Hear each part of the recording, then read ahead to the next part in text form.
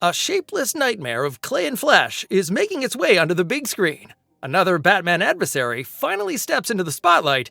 Clayface is getting his own movie. Following Superman and the upcoming Supergirl, Clayface is the third film in James Gunn's new DCU. We will tell you all the exciting details known so far, and why this project is anything but ordinary. In recent years, DC has shown that heroes are not the only ones who can deliver exciting stories.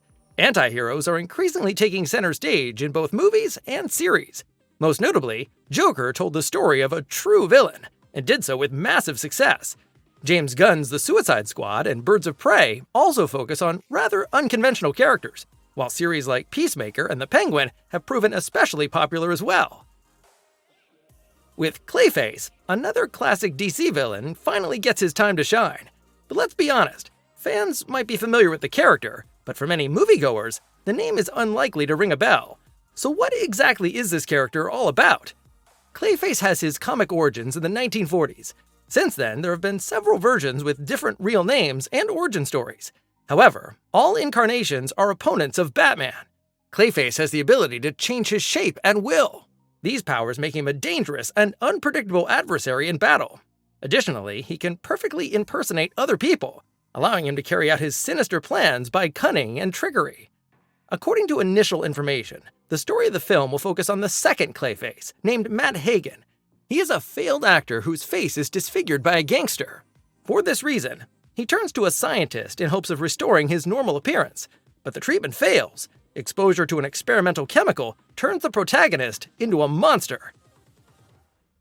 Over the years, Clayface has been reimagined multiple times in comics, animated series, and video games. Now, director James Watkins and screenwriters Mike Flanagan and Hossein Amini are developing their own version. The previous projects by Watkins and Flanagan give us a hint as to the direction their interpretation might take. Both filmmakers primarily work within the horror genre. Watkins has directed movies such as Speak No Evil starring James McAvoy and The Woman in Black with Daniel Radcliffe.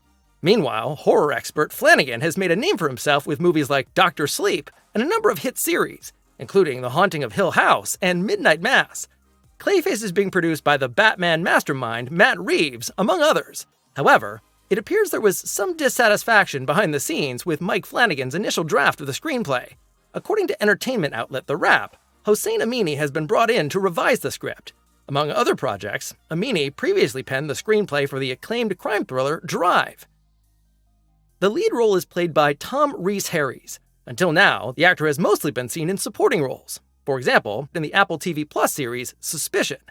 The scientist, Dr. Caitlin Bates, is a newly created character for the film.